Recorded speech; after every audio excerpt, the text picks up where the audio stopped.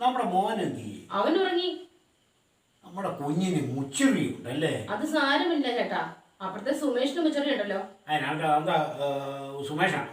അതല്ല ഞാൻ പറഞ്ഞത്, നമുക്ക് കുഞ്ഞിന്റെ ഒരു പേരിടണ്ടേ? പിന്നെ പേരിടണം. എന്നതാ ഇടേണ്ടത്? നമുക്ക് സൗണ്ട് തോമാണ്ടാ. അത് അപ്പുറത്തെ സുമേഷാ, കുഞ്ഞിനെ കാണാൻ വരുവാ. കുഞ്ഞിന്റെ തന്തയായിരിക്കും അല്ലേ? ചേട്ടാ ചേട്ടാ, ഞാനാണ് വേതാളം. ഞാൻ ചോദിക്കുന്ന ചോദ്യത്തിനുള്ള ഉത്തരം ചേട്ടൻ പറയണം.